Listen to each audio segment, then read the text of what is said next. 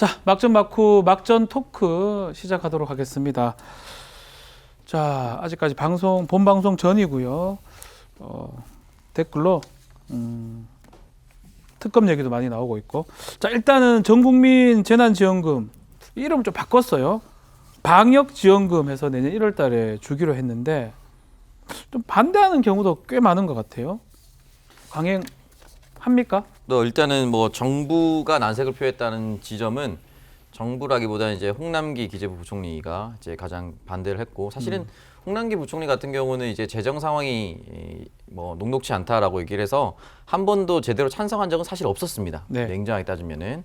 그렇기 때문에 뭐 재정 곡간을 쥐고 있는 곡간지기가 그렇게 얘기할 수 있다라고 보면서도 민주당에서 전국민 재난지원금을 계속해서 요구했을 때는 좀 섭섭해할 만하다라는 것인데, 중요한 건 이제 국민 여론인 것이죠. 네. 국민 여론이 반대 여론이 이렇게 높다라는 것은 결과적으로 현 정부와 이재명 후보의 표 공약처럼 보이기 때문에 흔히 말하는 정권 교체를 바라거나 또는 국민의힘 지지자들은 여기에 대해서 수혜를 입는다 하더라도 반대할 수밖에 없는 상황이다.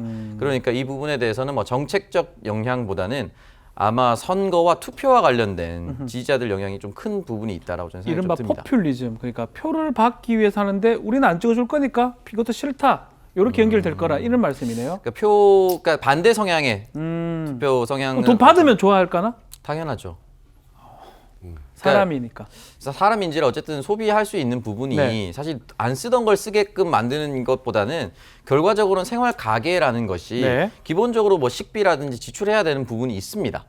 가계 전반을 담당할 수는 없겠지만 어쨌든 보조할 수 있는 금액 정도는 충분히 되거든요. 그러니까 쓸 수 있다면은 민심에 좀 좋은 영향이 있고, 또 자영업자 같은 경우도 분명히 그 돈을 쓸어 오는 국민들이 있으니까 사실 좋을 수밖에 없습니다. 네.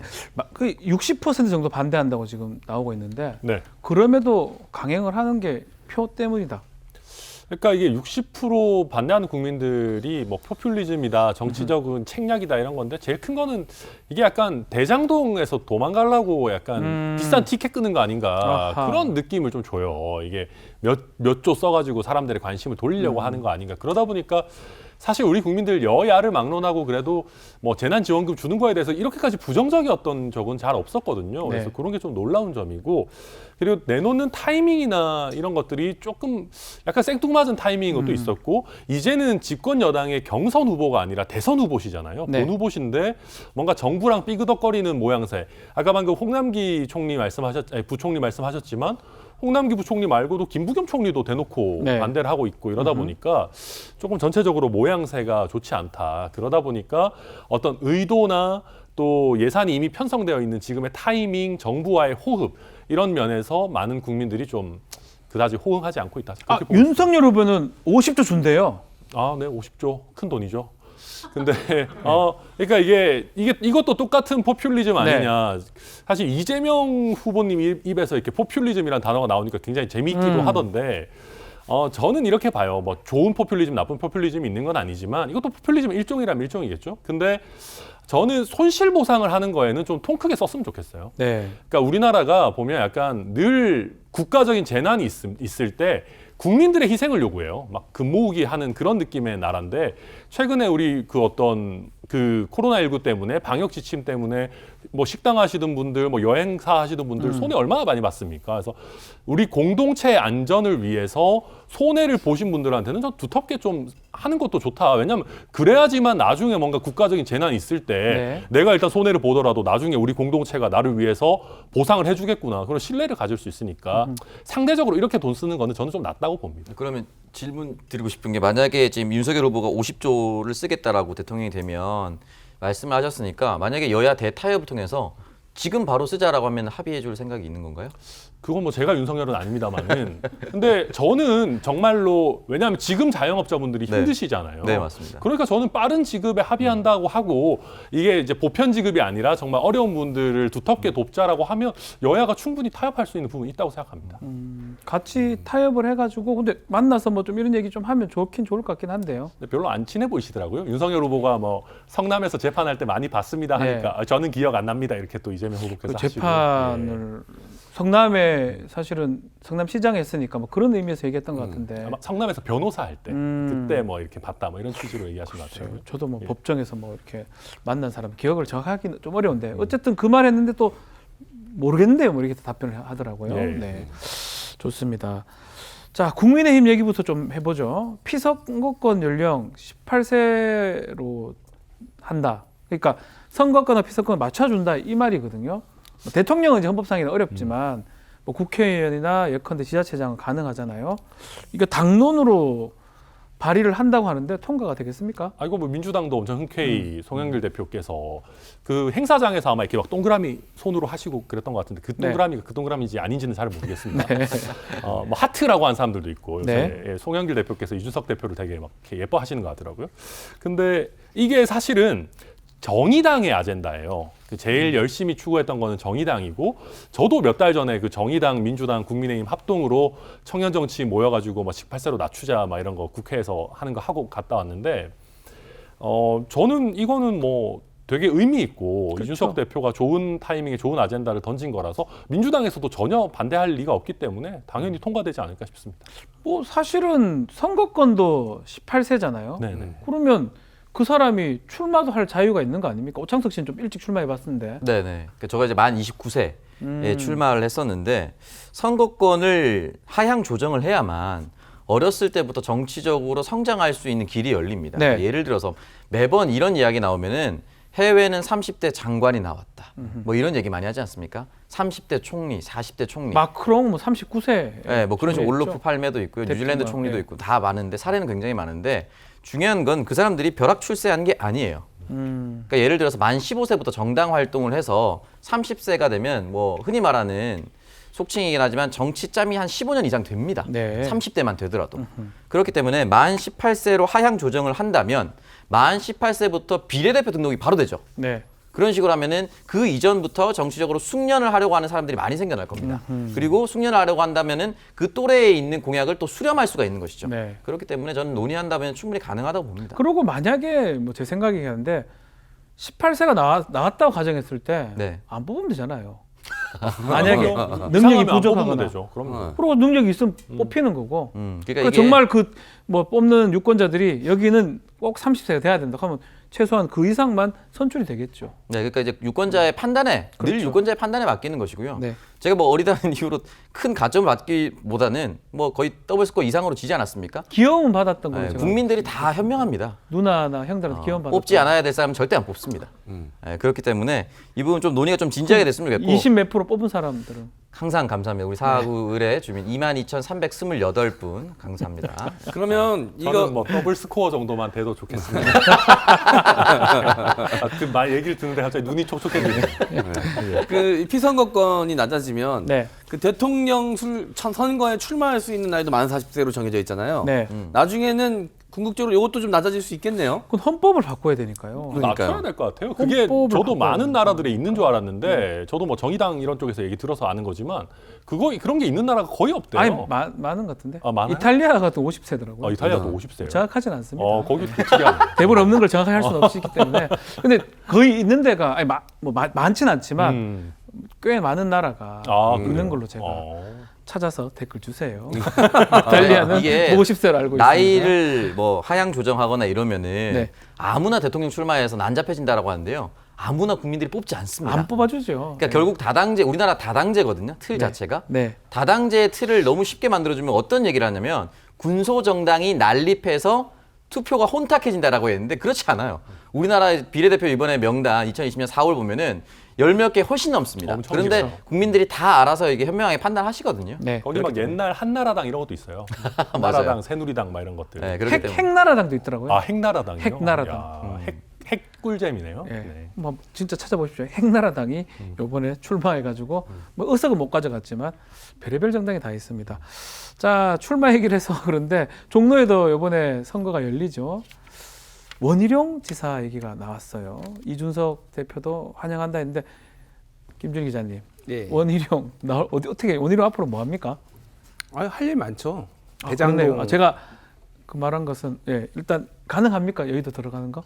아니 그러니까 일단은 지금 대선 국면에서는 네. 대장동과 관련해서는 일타 뭐 강사잖아요. 일타강사라고 해서 뭐 그때는 뭐 홍준표 후보가 얘기를 한 거지만 TF팀 뭐 팀장을 맡아달라 이렇게 했기 때문에 앞으로도 이 부분에 있어서는 활약할 부분이 많고 원희룡 후보야 뭐 이번에 선전을 했잖아요. 어쨌든 4강에 올라간 것도 상당히 사람들의 기대치를 좀 뛰어넘는 거였다라고 본다라면은 앞으로 정치 인생이 그렇게 어둡지만은 않다라는 거고 지금 종로 출마설 같은 경우에는 이준석 대표가 강하게 종로를 나오지 않겠다. 자기는 당을 지휘하게 선거를 지휘하겠다라고 얘기를 하고 있어요. 네. 이 정도로 이제 강하게 얘기를 한다라면은 그럼 중량급이 나와야 된다라면은 여기에서 이제 전에는 최지영 감사원장 얘기가 나왔거든요. 네. 근데 지금 원희룡 전 지사가 나온다는 얘기는 한마디로 좀 거칠게 얘기하면은 최재형보다 원희룡이 더 경쟁력 있고 더 낫다. 좀 또 눈가가 좀 약간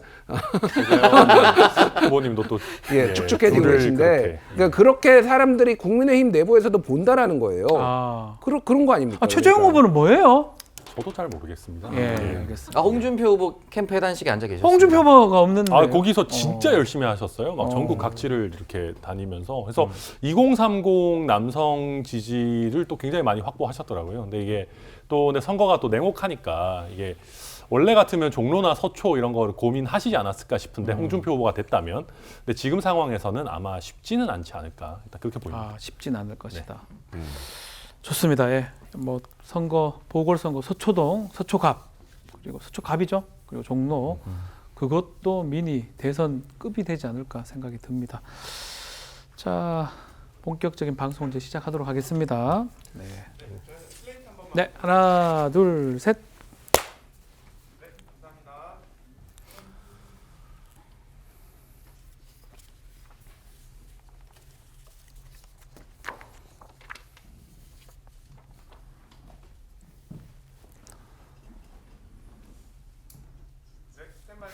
네.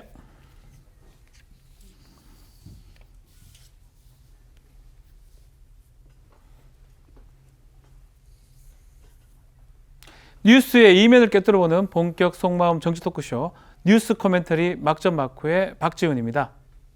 네, 시사하는 개그맨 MC 장원입니다. 네, 오늘 막전 막후는 젊은 피 두 분이 나오셨는데요. 먼저 오창석 시사평론가 함께합니다. 안녕하세요. 네, 안녕하세요. 장성입니다. 네.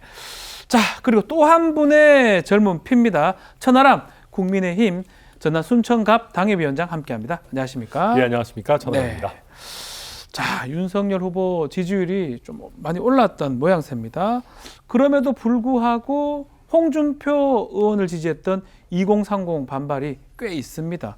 또 이준석 대표가 수치까지 공개한 그런 상황인데 당내에는 30이잖아요. 네. 30 맞죠? 제가 그렇게 안 보이지만 2030의 30이니까 어떻게 좀 분위기가 좀 정리되는 분위기입니까?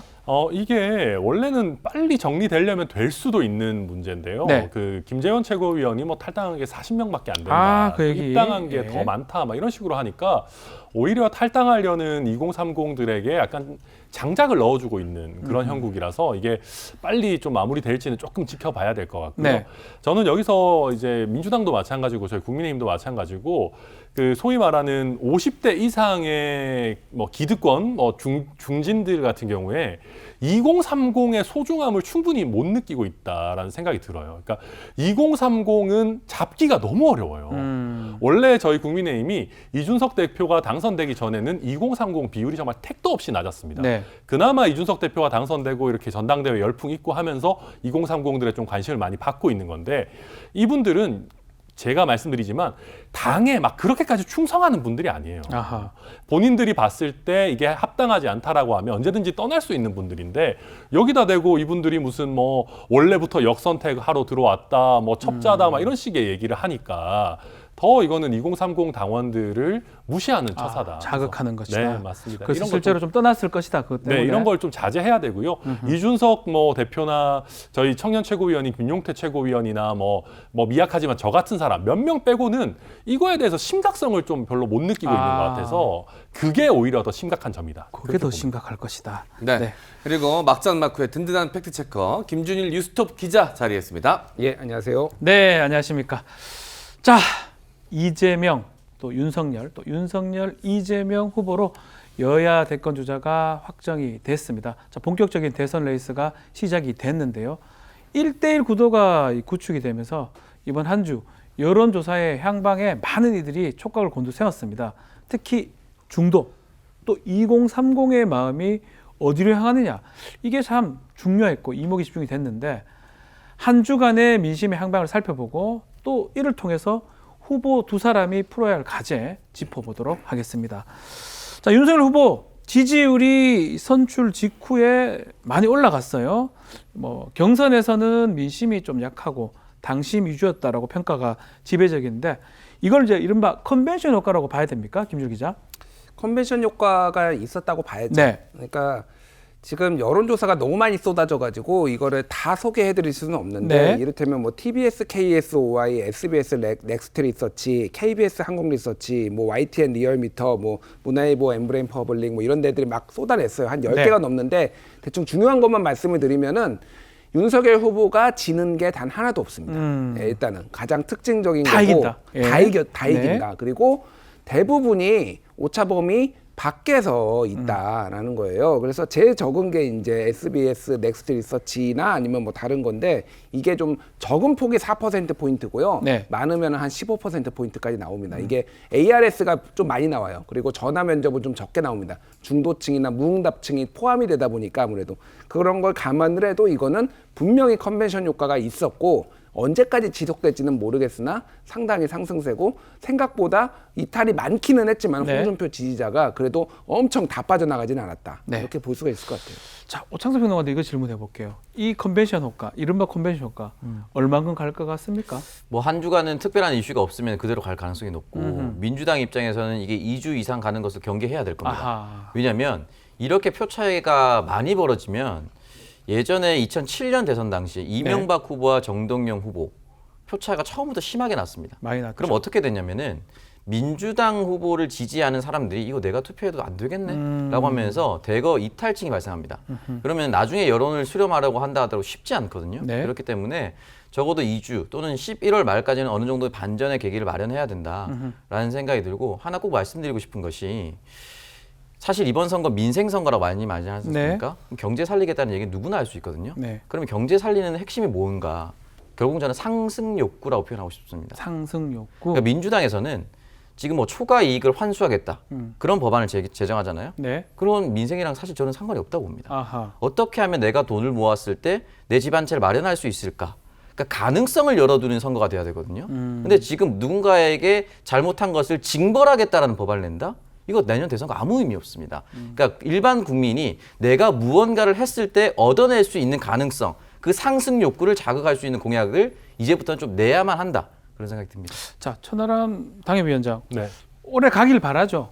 그럼요. 아까 뭐 우리 오창석 평론가님 말씀처럼 뭐 이명박 정동영 구도가 되면 저희 입장에서 너무 좋죠. 너무 좋다. 그리고 예. 이제 오창석 평론가님 뭐 상승 욕구 말씀하셨으니까 상승 욕구를 인정하는 우리 국민의힘도 많이 사랑해 주십사 말씀드리고 싶고요.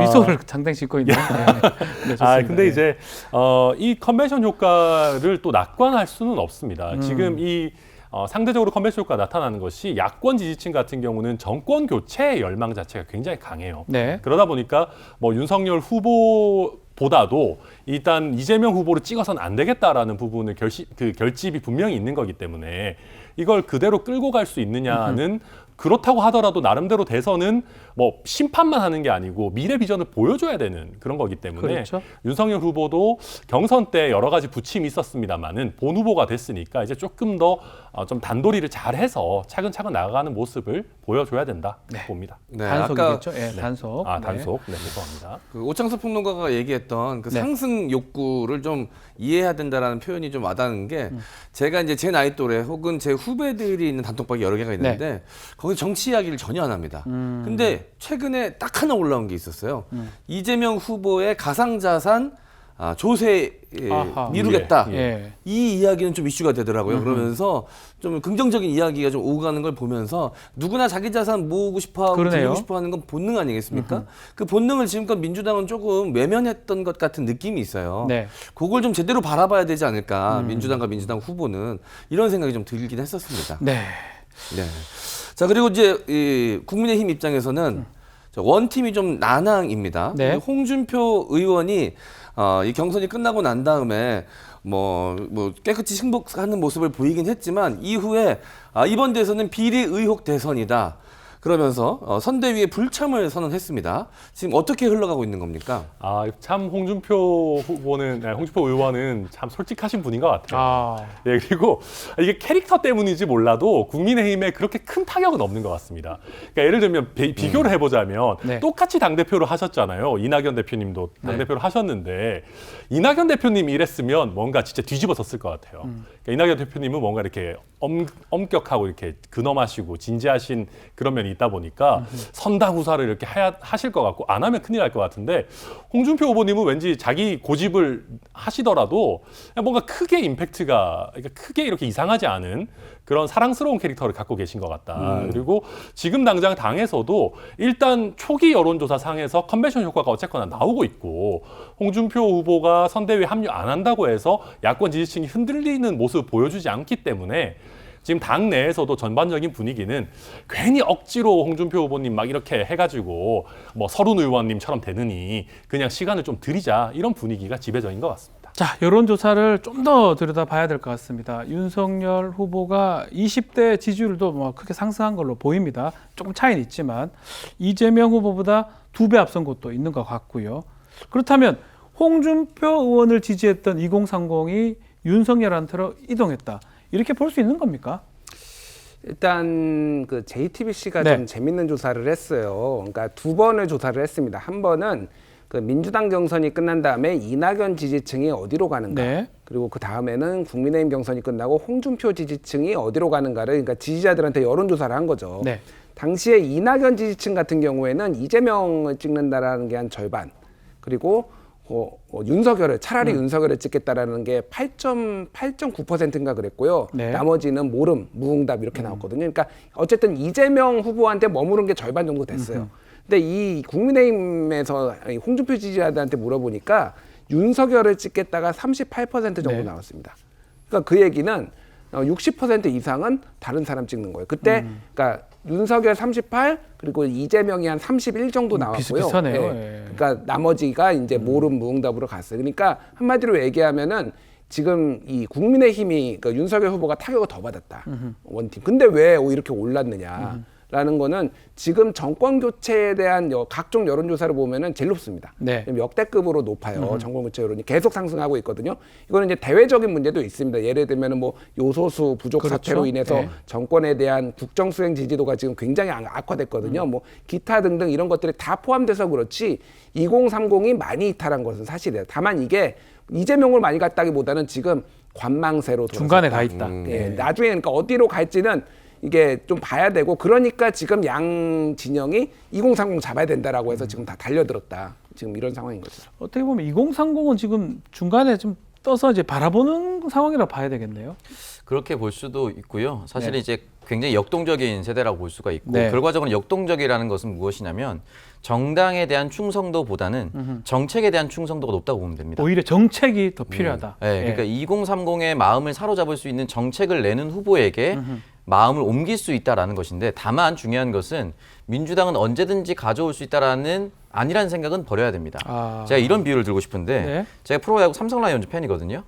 근데 FA에 아주 거액의 계약금을 받고 들어온 선수들이 네. 최근 굉장히 중요한 상황에서 못합니다.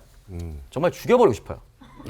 잠깐만요. 예. 실제입니까? 진짜 참을 수가 없습니다. 실제 진짜 너무 참을 수가 없어요. 근데 중요한 건 오선수 말하는 거예요? 오선수, 강선수 있는데 참을 수가 없는데 중요한 건 뭐냐면 제가 그 선수들에게 분노를 느꼈다고 해서 네. 해당 팀을 옮기지는 않습니다. 아, 애초에 2030이 현재는 마음 자체가 네. 팀을 국민의힘으로 선택하고 있는 상황이에요. 네. 내가 좋아하는 선수가 떨어졌다고 해서 엔트리에 못 들어갔다고 해서 그 팀을 버리는 것보다는 그 팀을 버리고 다른 팀으로 가는 것보다는 네. 그 팀에서 다른 선수를 찾는 것이 훨씬 더 마음이 편해요. 그렇기 때문에 민주당은 굉장히 경각심을 가지고 어떻게 하면 정책으로 끌어올 수 있을 것인가. 아까 제가 말했던 비트코인 이거를 단순한 조세 저항으로 보면 안 됩니다. 네. 내가 돈 벌었기 때문에 돈 번 거에 대해 세금을 내고 싶지 않다 이런 감정이 아닌 것이라 아니라 내가 돈을 벌고 임금 소득으로 집안채를 마련하려고 했는데 집안채가 임금 소득으로 불가능한 이 사회니까 이 상승 욕구로 인해서 다른 것으로 통해서라도 나는 집안채를 마련하고 싶다 이 마음인 거거든요. 네. 그렇기 때문에 이렇게 조금 마음을 좀 세심하게 읽을 필요가 있다고 생각이 듭니다. 2030의 대표 주자다 보니까 그것보다 비트코인을 좀 와닿습니다. 세게 하시는 것 같은데? 지금 들어보면 사실은 가상자산에 비트코인 많이 계좌가 없습니다. 공식적으로 계좌를 개설할 수가 없습니다. 아, 차명을 하시는군요. 자, 또 다른 2030 우리 천하람 당협위원장님. 일단 저는 정책도 중요한데요. 네. 그렇다고 막 급하게 청년 정책 내놓고 특히 일관성 없이 청년 정책 내놓으면 그건 호응을 받을 수가 없습니다. 오히려 사실은 태도가 굉장히 중요하다고 볼 수도 있고요. 네. 홍준표 후보가 이런 얘기를 해서 젊은 층에게 굉장히 호응을 얻었었어요. 청년 정책이라는 게 뭐 따로 있냐. 아니 뭐 우리가 나라를 정치를 잘해서 젊은 사람들이 일자리 얻고 결혼도 잘하고 애도 낳을 수 있도록 해주는 거. 그러니까 전체적으로 정치를 잘하는 게 곧 청년 정책이지. 우리가 뭐 청년층 한다고 해서 뭐 예를 들면 임대주택 뭐 좀 더 해준다, 뭐 용돈 더 준다, 뭐 한다 이런 게 아니다. 이런 취지의 얘기를 했는데 네. 그런 게 오히려 2030들한테 되게 큰 호응을 받았었거든요. 그러니까 일단은 제일 중요한 거는 무리한 쇼를 하거나 급하게 뭘 하려고 해서는 안 된다. 그래서 일관성 있는 모습을 보여줘야지만 잡을 수 있고요.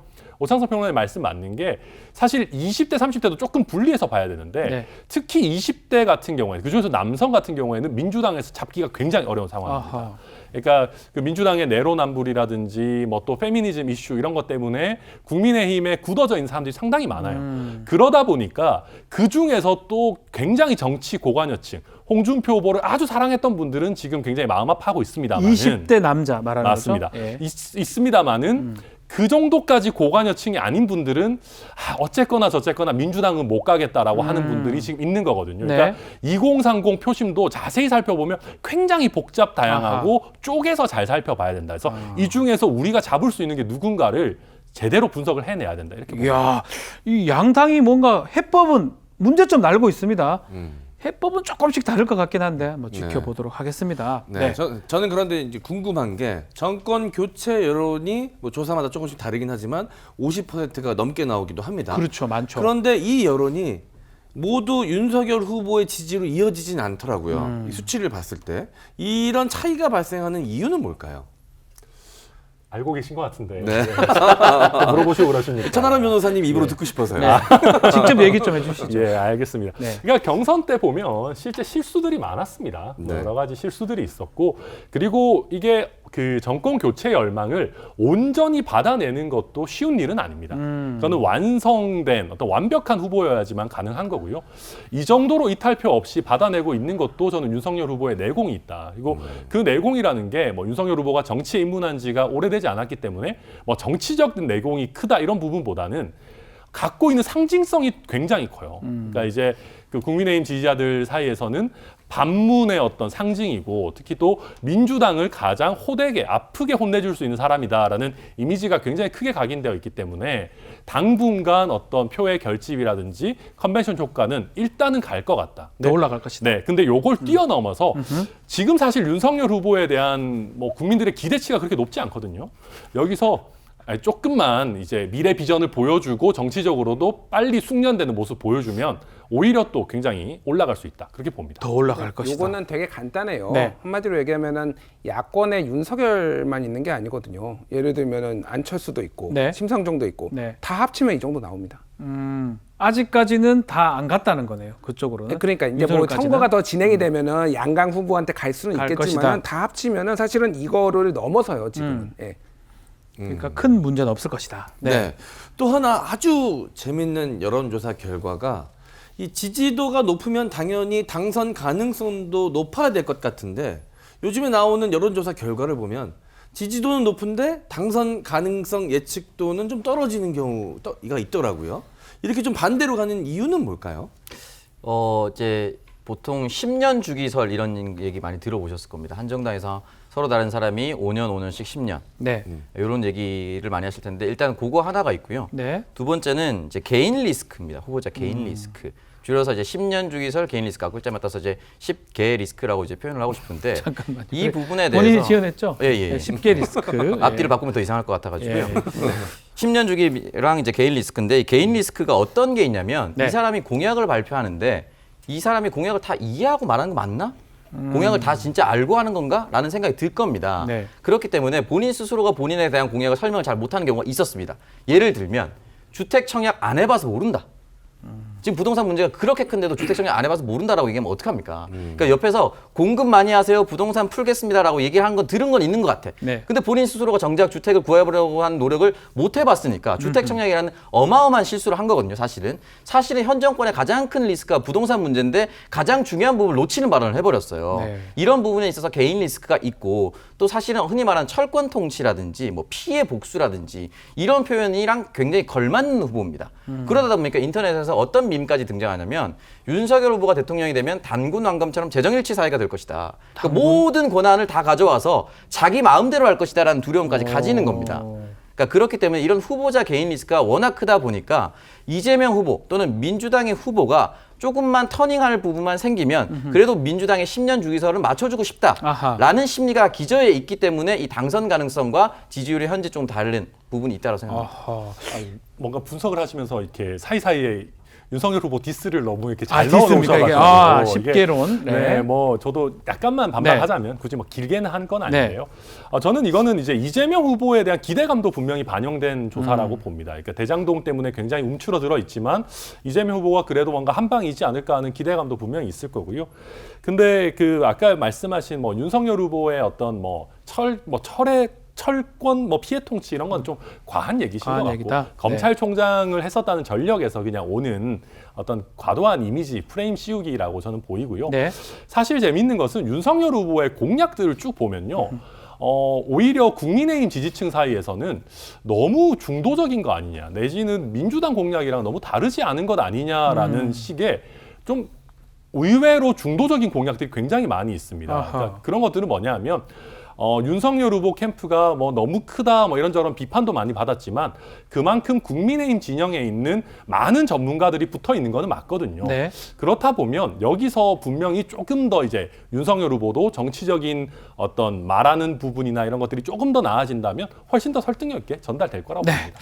지금 얘기를 다 들어보면 이재명 후보 또 윤석열 후보 두 사람의 어떤 약점 포인트가 비호감 부분 같아요. 두 사람 다 비호감 부분이 상당히 높다. 일단은 두 후보 어느 층에서 많이 비호감도를 갖고 있습니까? 네, 그 지금 질문이 네. 좀 약간 잘못됐어요.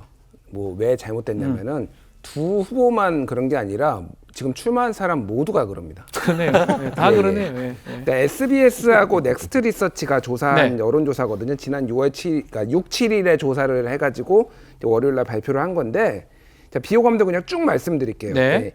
그러니까 호감은 빼고 비호감만 말씀드리겠습니다. 이재명 60.4, 윤석열 54.6, 심상정 64.9, 김동연 64.5, 안철수 71.4. 다 높네요. 예. 다 비호감이네. 예. 그러니까 다 윤석열 후보만 빼고 다 60% 60이 이상이고요. 넘어요. 네. 지금 안철수 후보는 71.4입니다. 이게 예전에 갤럽에서 조사한 것도 72% 나왔거든요. 네. 지난달에.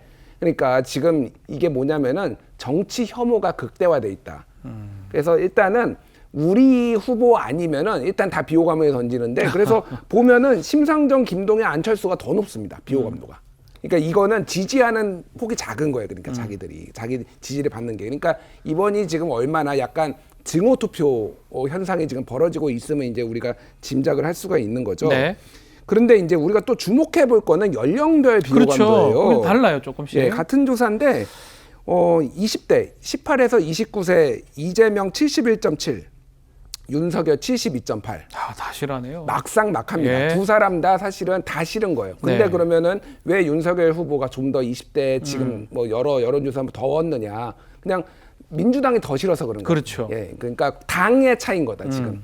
그러면은 이 사람들은 어쨌든 아까 전에도 뭐 오창석 평론가도 얘기했지만은 움직일 가능성이 아직은 여지가 있다라고 한다라면은 나이가 들면 들수록 사실은 정당 고착화 현상이 나타나기 때문에 잘 안 움직이거든요. 네. 그러면 이제 공략을 할 이제 지점이 생기는 거죠, 그러니까.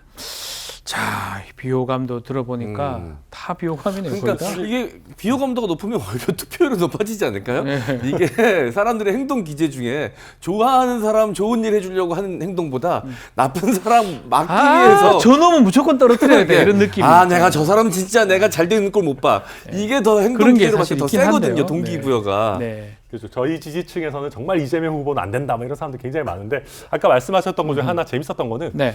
사실 김동연 부총리는 뭐 하신 것도 없는 것 같은데 왜 이렇게 비호감도가 높으신가? 약간 그런 생각이 갑자기. 그렇죠. 드네요. 저도 예. 김동연 후보가 1% 이상 되나 그렇게 생각해봤거든요. 예. 지지도 따지 보면 한 60배, 70배 높은 그런 게 놀랍습니다. 예. 뭐 크게 잘못한 게 있다고. 지지해준 사람 이것밖에 없는데 비호감도 이만한. 사실 이게 축적된 거예요. 예. 김동연 부총리는 현 정권에 대한 실패에 네. 아무런 책임이 없는 것인가? 아, 이 부분에서 자유로울 수 없고 지난 지방선거, 지난 총선 양당에서 다 제안을 받았지만 거절했었다. 네. 라는 얘기를 했었거든요.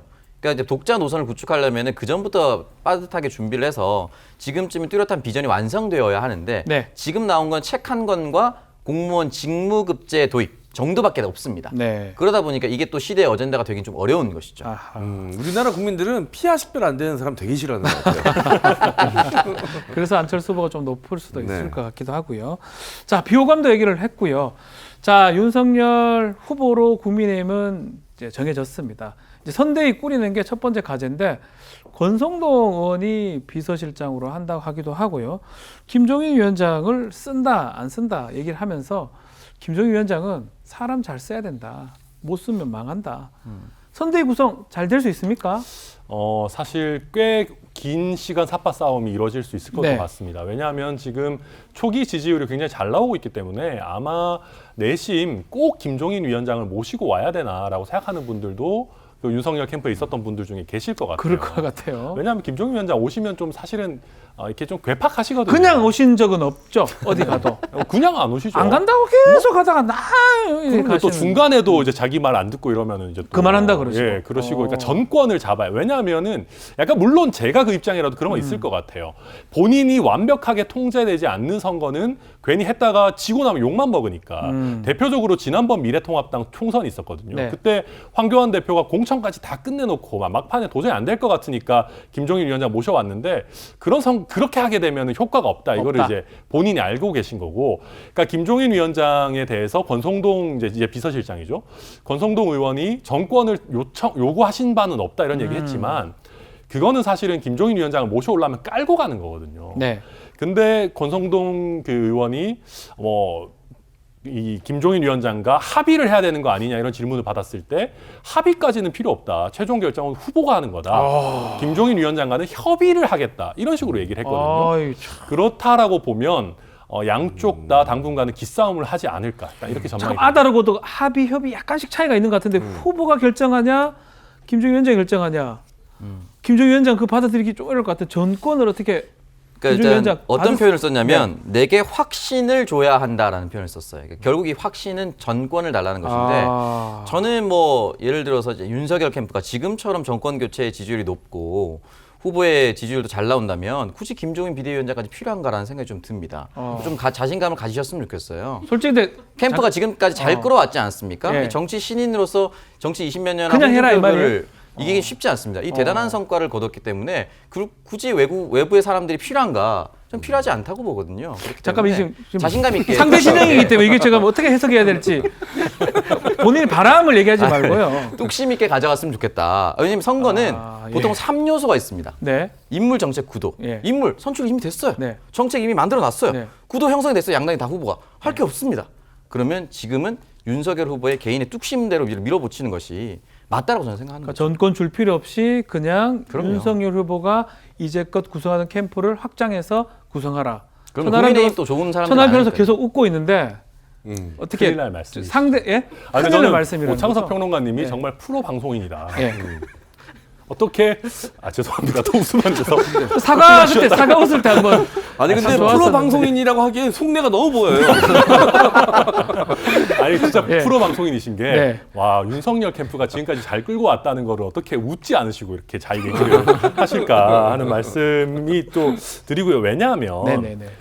저는 사실은 뭐 윤석열 캠프가 지금 승리했으니까 결과는 좋습니다. 물론 좋은 성과를 낸 캠프다라는 얘기는 할 수 있는데 그렇죠. 그 사이사이에 잡음이 없었던 것은 아니거든요. 그러니까 김종인 위원장도 완벽한 사람은 아닙니다. 그렇지만 와서 그립을 강하게 쥐고 어떻게 보면 잡음이나 불필요한 어떤 그 해프닝이 나오는 걸 막을 수 있는 분이기 때문에 우리 오창석 평론가께서 이렇게까지 비추하시는 걸 보면 윤석열 후보가 꼭 삼고초려해서 모셨으면 좋겠다. 반대로 생각하시라는 거네요. 맞습니다. 네. 네.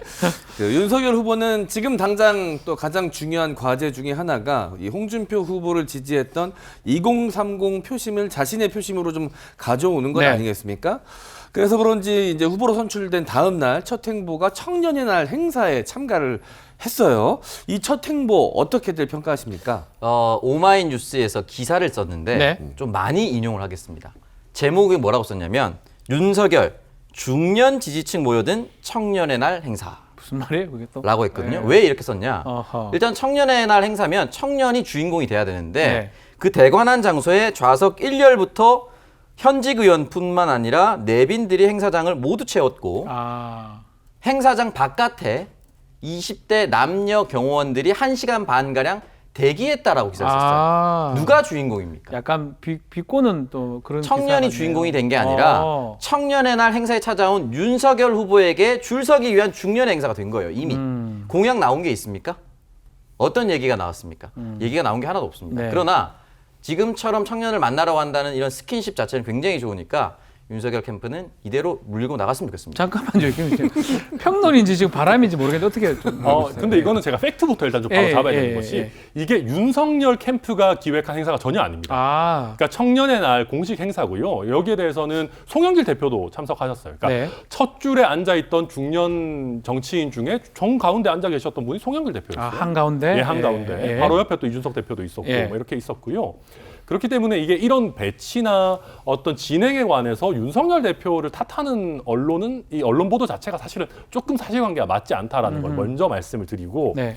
다만 이런 노력하는 것 자체를 가지고 뭐라고 하겠습니까? 뭐 많이 만나는 노력은 좋아요. 근데 만났을 때 말씀하신 것처럼 적절한 메시지가 있어야 되고 좋은 태도가 있어야 됩니다.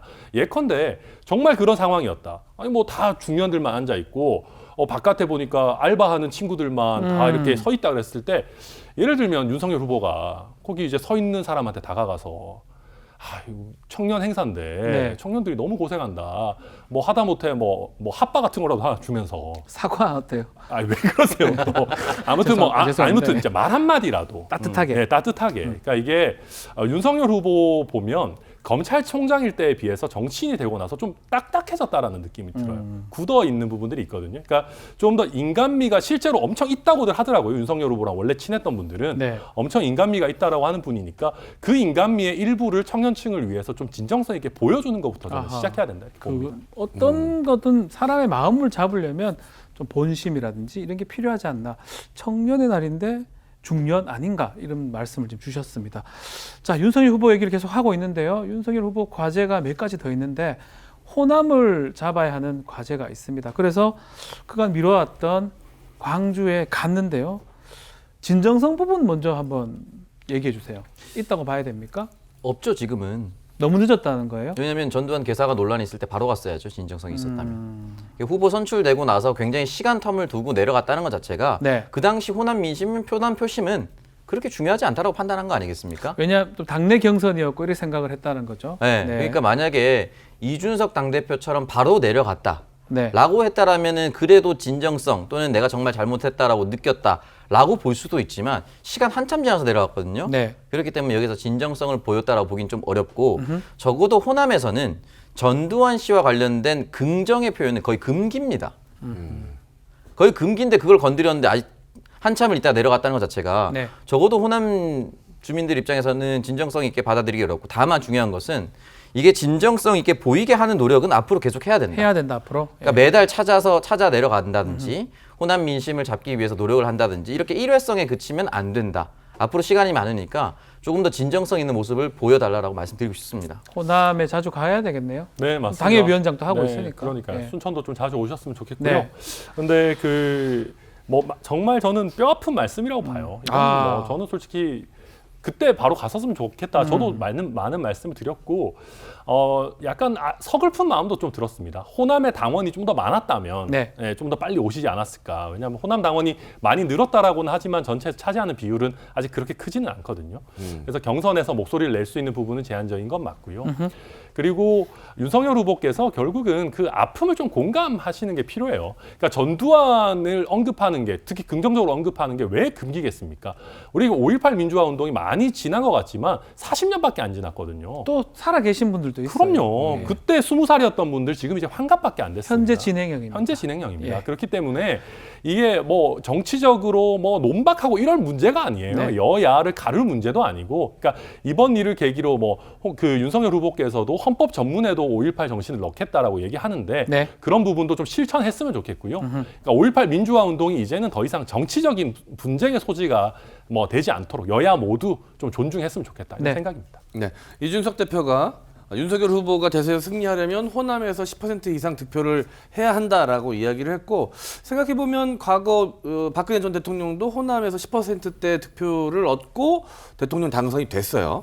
윤석열 후보도 가능하다고 보십니까? 사실- 전남 순천 지역 그러니까 위원장이니까. 사실은 예. 민주당에 대한 실망감이 되게 커요. 그러니까 물론 뭐 절반 이상 이런 건 아니지만 네. 여론조사에서도 국민의힘 지지율 되게 높게 나오는 여론조사들도 꽤 있고 네. 특히 뭐 전남에서도 20대는 민주당보다 국민의힘 지지율이 더 높은 여론조사도 심지어 나오고 그러거든요. 그런 거 나오면 이준석 대표가 막 자기 SNS에 올리고 그럽니다.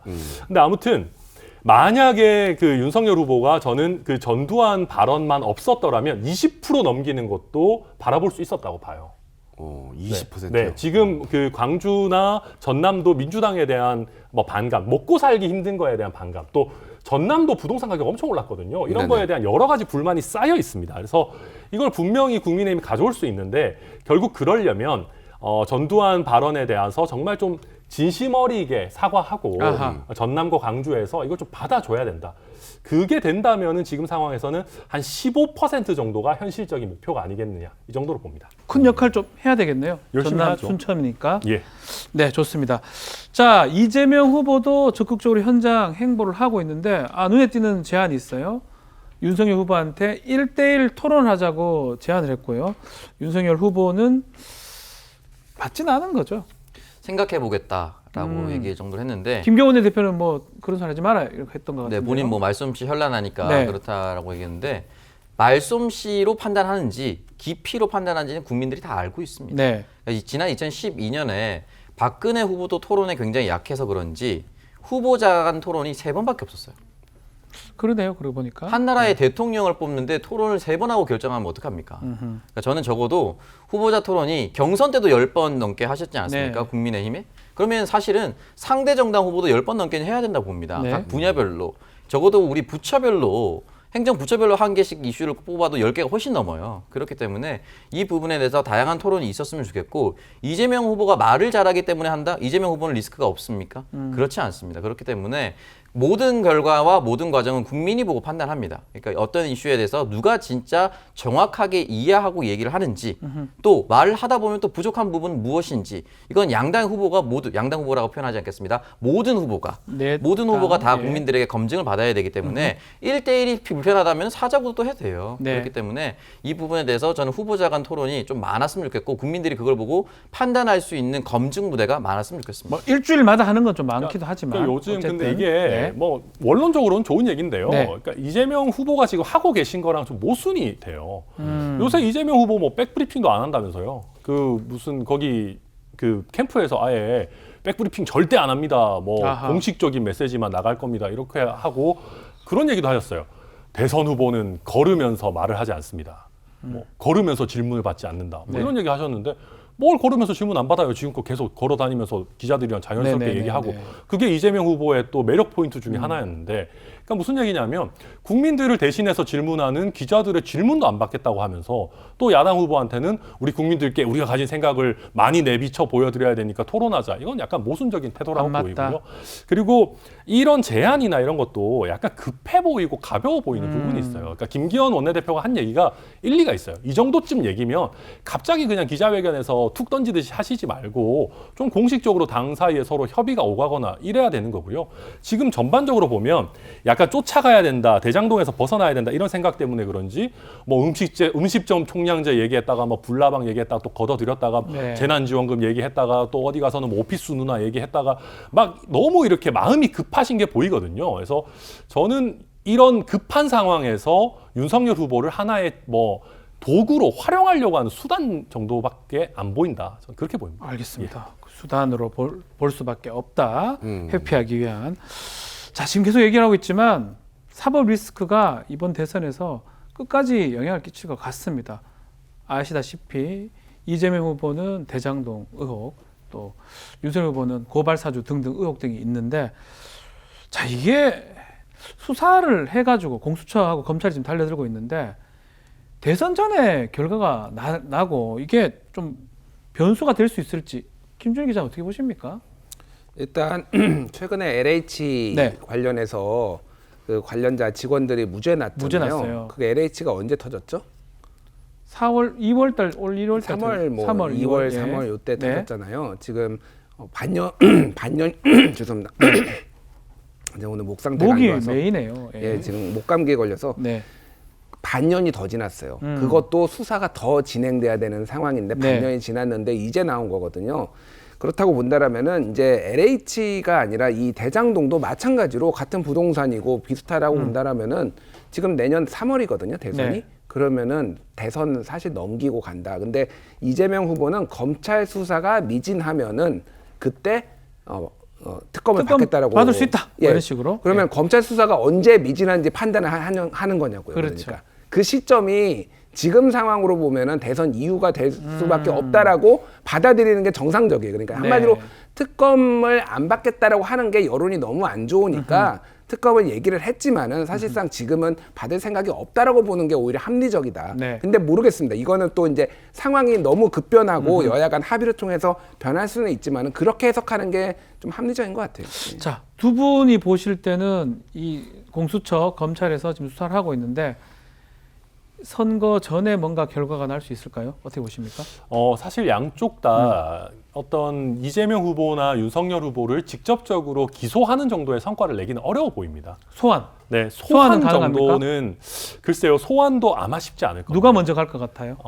한다라고 하면 지금 수사 진행 상황을 놓고 보면 윤석열 후보 쪽 수사가 더 많이 진행됐다고 볼 수 빠르니까? 있어요. 손준성 뭐 검사나 김웅 네. 의원 다 소환했고, 근데 지금 손준성 검사, 김웅 의원 모두 뭐 구체적인 내용을 얘기하고 있지 않은 상황에서 네. 지금 아무 뭐 명확한 증거 없이 윤석열 후보를 소환한다? 이거는 자칫 잘못하면 윤석열 후보 선거운동 해주는 꼴이 될 수 있거든요. 아하. 그러니까 공수처도 매우 신중할 수밖에 네. 없을 거고요. 대장동 같은 경우는 사건이 좀 더 크고 아직 조사해야 될 사람들이 많이 있습니다. 뭐 그렇다 보니까 이재명 후보를 소환하는 건 조금 더 뒤로 가지 뒤로 갈 않을까 것이다. 이렇게 예상이 됩니다. 어떻게 변수가 되겠습니까? 가장 중요한 이번 선거에는 사법 리스크가 뭐 사법 리스크, 단일화 두 가지 얘기를 많이 하는데 예. 이게 일단 이재명 후보 같은 경우는 이제 관훈 토론에 가서 네. 이 부분에 대해서 필요하다면 조건부로 특검을 받아들이겠다. 왜냐하면 나에 대한 리스크나 나에 대한 의혹이 있다면 나도 특검을 통해서 밝히겠다. 근데 중요한 거는 지금 공수처에 계류되어 있는 윤석열 후보와 관련된 건도 4건이나 있습니다. 판사 사찰, 한명숙 전 총리 모해 위증 수사 네. 방해, 옵티머스 부실 수사, 고발 사주 4건이나 있거든요. 네. 그리고 플러스 대장동 초기 자금 조달 부정 비리를 덮었다라는 부분까지 있습니다. 네. 만약에 한 후보만 하면은 한 후보에게만 너무 불리한 특검이잖아요. 그러면 양당 후보가 모두 의혹을 해소하자 그래서 양당 후보 다 특검을 하자면 받겠다고 이미 던져놓은 상태예요. 네. 그럼 국민의힘에서 이때 판단을 내릴 텐데 하자면은 같이 할 필요가 있다라고 생각이 들고 양당 모두 뭐 이 특검을 받아들인다고 하면 해야 되는 것이고 과연 그럼 특별검사를 누가 할 것인가 이 부분은 참 쉽지는 않을 것이다. 왜냐면은 서로 유리한 사람 선택할 거 아니겠습니까? 그렇죠. 이 정도에서 양당 후보를 다 검증하는데 공평하게 할 수 있는 사람 지금 봤을 땐 검사는 홍준표 검사 말고는 없습니다. 홍준표 검사. 좋은 생각이 양당 듭니다. 아주 공평하게 다 세게 조사하지 않을까요? 홍준표 후보 정도면? 화가 나가지고요. 뭐 그럴 가능성이 있겠죠. 알겠습니다. 예. 그렇기 때문에 그게 제가 이 말씀을 해드리냐면 네. 특별검사를 선택하는 것도 참 오래 걸릴 어렵다. 것이고 예. 특별검사를 구성하는 양쪽을 다 구성해야 되기 때문에 이 구성하는 것도 참 쉽지는 않을 겁니다. 실제로 박근혜 그 당시 특검 박용수 특검이 사실 여당 야당 아니었어요. 중간에 있는 국민의당에서 추천했던 인물이었거든요. 그리고 이게 또 섣부르게 결과를 내기도 쉽지 않은 것이 2012년 대선 직전에 3차 토론 끝나고 당시 서울 김용판 경찰청장이 국정 대선 개입 그런 거 없었다라고 얘기를 해버렸습니다. 네. 결과 제대로 나오지 않았는데 그런 식으로 하면 누가 보기에는 아니 공권력이 대선 개입하는 거 아니냐라는 얘기 또 들을 수 있습니다. 네. 그러니까 좀 조심스러울 수밖에 없습니다. 알겠습니다. 그 대장동 이슈 대 이 고발 사주 이슈, 유권자는 어떤 사안을 더 좀 민감하게 받아들일까요? 이 타격을 어느 쪽이 더 크게 받을지 좀 궁금합니다. 뭐 답은 둘 다 정해져 있을 것 같긴 한데 어떻게 네, 뭐 이거는 맞춰볼게요. 근데 대장동이 크다 당연하죠, 생각하시죠? 당연하죠. 예. 예, 근데 고발 사주가 크다 생각하시죠? 아, 그럼요. 예. 한번 예. 아니 그렇게 얘기하시니까 뭐 더 얘기 아닙니다. 아니 말씀 주시죠. 근데 이거는 뭐 글쎄요 이제 대장동 물론 그 고발 사주 의혹도 사실이라면 이것도 가벼운 의혹은 아닙니다. 굉장히 중요한 일이고 검찰을 뭐 사유한다 이런 거는 뭐 큰 일인 게 맞는데요. 다만 국민들이 검찰 개혁이라든지 이런 부분들을 많이 겪으면서 사정기관과 관련한 내용이 내 삶에 그렇게 큰 영향을 미치지 않는다라는 거를 많이 지금 느끼고 계신 것 같아요. 근데 반면에 대장동 같은 경우는 그 집을 못 산 내지는 집을 샀어도 내 집만 별로 유독 안 오르는 것 같은 그런 수많은 국민들의 분노를 막 자극해요. 아, 옆집에 내 친구 누구는 뭐 20억을 벌었다는데 30억을 벌었다는데 그것도 배가 아팠는데 뭐 화천대유는 뭐 몇 천억을 벌었다 이렇게 되니까 어떻게 보면 이 부동산 정책의 실패, 나의 어떤 상대적인 박탈감 이런 것들과 겹쳐져서 그 어떻게 보면 굉장히 높은 지지율을 구가할 것 같았던 이재명 후보도 굉장히 흔들리는 그런 국면으로 가고 있다 이렇게 봅니다. 자, 오창희 평론가. 저 뭐 양당 다 만약에 진실로 뭔가 밝혀질 경우 밝혀지면. 혐의가 있다라고 해서 진실로 밝혀질 경우는 양 후보 모두 다 큰 타격을 타격이다. 받을 것이다라고 볼 수밖에 없는 것이고 그렇죠. 예. 고발 사주권이 물론 민생과는 조금 떨어져 보이긴 하지만 제가 앞서 말씀드렸던 흔히 말하는 인터넷에 나오는 밈 재정일치 사회 예. 그러니까 다 내가 시키고 쥐락펴락하고 이런 것들이 그대로 맞아 떨어지는 것이거든요. 그럼 공포 정치라고 느낄 수밖에 없습니다. 국민들 네. 입장에서는. 그렇기 때문에 이 부분은 뭐 어떤 사안이냐에 따라서 저는 양당 후보가 모두 다 혐의가 발견되면 다 리스크라고 봅니다. 자, 김준 기자도 한번 좀 팩체크 입장에서 어떤 쪽이 더 큰 정서의 문제죠. 정서의 문제다? 이거 고발 사주는 어떤 그러니까 사실이라면 고발 사주가 사실이라면 저는 굉장히 진짜 중대한 문제다. 네. 이게 어떤 권력기관의 어떤 권력남용이라는 것은 결국은 대통령의 탄핵이나 이런 걸로 그렇죠. 이럴 정도로 중요한 일이지만은 아까 지금 뭐 천하람 변호사님 말씀하셨지만은 지금 집값이 너무 올라서 좀 거친 표현을 쓰자면 빡쳐 있습니다. 다들. 네. 예, 국민들이, 많은 근데 사람들이. 누군가가 네. 해먹는 거를 도저히 볼 수가 없는 거예요. 근데 뭐 여론조사를 보면은 윗선이 더 있을 것이다라고 생각하는 사람이 한 거의 60%, 70% 가까이 되거든요. 그렇다고 본다라면 이게 이재명 후보한테는 더 어쨌든 타이밍상 좋지는 않다. 좋지는 이렇게 않다. 봐야죠. 네. 자, 드디어 여당, 야당, 민주당하고 국민의힘의 대선 후보는 결정이 났습니다. 자, 이번 선거 사법 리스크도 있고요. 또 2030도 잡아야 되고요. 또 마지막에 아마 단일화 문제도 끝까지 이슈가 될 것으로 생각이 듭니다. 자, 이번 대선 어떻게 진행될지 또 계속적으로 지지율은 뭐 변동폭이 있을 것 같으니까 막전 막후에서 다시 짚어보도록 하겠습니다. 뉴스 코멘터리 막전 막후 매주 토요일 저녁 7시 55분에 방송이 됩니다. 많은 시청 부탁드리겠습니다. 제발요.